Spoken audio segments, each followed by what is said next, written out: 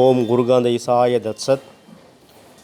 சிந்தனையாளர்களே, சான்ற பெருமக்களே, என் அன்பு சகோதர சகோதரிகளே, இன்றைய உலகில் வாழ்கின்ற ஒவ்வொரு மனிதனும் விரைவில் மிக உயர்ந்த நிலையை அடைந்திட வேண்டும். உழைப்பு குறைவாக இருக்க வேண்டும், ஆனால் வரவு அதிகமாக இருக்க வேண்டும். எப்பொழுதும் ஓய்வு நிலையில் இருக்க வேண்டும், ஆனால் இன்கமிங் வந்து கொண்டே இருக்க வேண்டும். பேங்க் பேலன்ஸில் நிறையாக டெபாசிட் ஆகிக்கொண்டே இருக்க வேண்டும் என்று பல நிலைகளில் எண்ணிக்கொண்டு உழைப்பிற்கும் எண்ணத்திற்கும் சம்பந்தமே இல்லாமல் எண்ணிக்கொண்டு இருப்பார்கள். அப்படி இருப்பதனால எந்த ஒரு பயனும் விளையாது. உங்களுடைய எண்ணங்கள் எப்பொழுதும் உயர்வான எண்ணங்களாக இருக்க வேண்டும். எப்பொழுது உயர்வான எண்ணங்களாக நீங்கள் எண்ணுகிறீர்களோ அந்த எண்ணத்திற்கு நீங்கள் வலுவூட்டி கொண்டே இருக்க வேண்டும். எண்ணத்தை வலுவூட்டுவது எப்படி? நாம் எண்ணத்தின் மீது மனம் செலுத்தி கொண்டே இருக்க வேண்டும். அதிகாலையில் ஒரு குறிப்பிட்ட நிமிடங்கள், ஒரு 10லிருந்து 20 நிமிடம் வரை அந்த எண்ணங்களை பற்றி நாம் கான்சன்ட்ரேட் பண்ணி அதற்கு சக்தியை கொடுத்து கொண்டே இருக்க வேண்டும். எண்ணுகின்ற எண்ணம் நிறைவடைகிறது. அது மேலும் மேலும் அந்த எண்ணம் நிறைவடைந்த பிறகு அதோடு நின்று விடாமல் மேலும் விரிந்து கொண்டே இருக்கிறது. ஒரு உதாரணமாக, நாம் ஒரு மிகப்பெரிய மருத்துவ துறையில் முன்னுக்கு வர வேண்டும், பெரிய சாதனைகளை செய்ய வேண்டும் அப்படின்னு நம்ம நினைக்கிறோன்னு வச்சுங்க. அதோடு நிறுத்திவிடக்கூடாது. எனக்கு மருத்துவத்துறையில் மிகப்பெரிய வாய்ப்பு கிடைத்துவிட்டது, கிட்டியதை என் சுயநலத்திற்காக நான் பயன்படுத்தாமல் அதில் தர்மம் என்ற ஒரு நிலையையும் உருவாக்கி கொள்வேன்.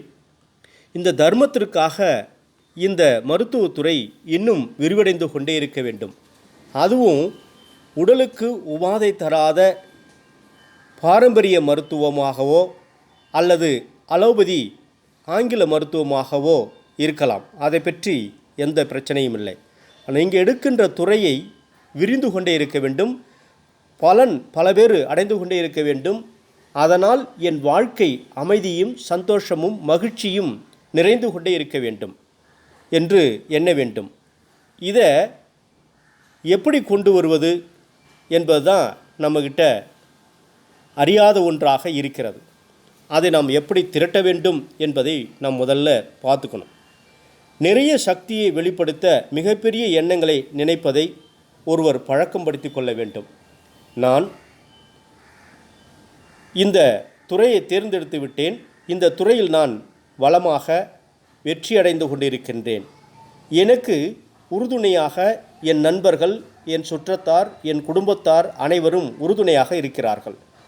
எனக்கு அரசு தரப்பிலும் சரி, பிற தொழில்துறை நிபுணர்கள் தரப்பிலும் சரி, உதவிக்கரம் நீண்டு கொண்டே இருக்கிறது.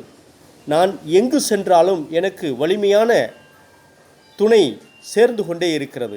இப்படி இருக்கிற பொழுது நான் என்னுடைய எண்ணங்களை இன்னும் விரிவடை செய்கின்றேன்.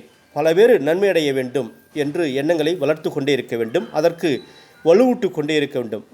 மனதில் ஓடும் எண்ண ஓட்டங்களை பொறுத்தே ஒருவனுடைய வாழ்க்கை அமைகிறது. எப்பொழுதுமே நாம் வெற்றி அடைகின்ற எண்ணத்தையே எண்ணிக்கொண்டிருக்க வேண்டும். தோல்வியை பற்றி சிந்திக்கவே கூடாது. ஒரு கட்டத்தில் நாம் இறங்கினாலும், ஒரு படி இறங்கினாலும் அடுத்த 10 படி நான் ஏறுவதற்கு தயாராகி கொண்டிருக்கின்றேன். எண்ணம் உங்களுக்குள் வலிமையாக உந்து எழுச்சி பெற வேண்டும். அப்பொழுதுதான் உங்கள் வாழ்க்கை வெற்றியாக அமையும். இது ஒரு உதாரணம்தான். இதுபோல் எல்லா வகையிலுமே உங்கள் வாழ்க்கையில் நீங்கள் எண்ணங்களை பாசிட்டிவாகவும் பரந்த எண்ணமாகவும் எல்லையில்லாத எண்ணங்களாகவும் நீங்கள் கொண்டிருக்க வேண்டும். இந்த பிரபஞ்சத்தை எடுத்துக்கொள்ளுங்கள், எல்லையில்லாதாக இருக்கிறது. ஆக எல்லையில்லாத நன்மைகளையும் அது விளைவித்து கொண்டே இருக்கிறது. அதுபோல் நம்முடைய எண்ணமும் எல்லையில்லதாக இருக்கட்டும், எல்லையில்லா நன்மைகள் விளைந்து கொண்டே இருக்கட்டும் என்று வாழ்த்தி மகிழ்வித்து மகிழ்கின்றேன். ஓம் குருகாந்த இசாய தத்சத்.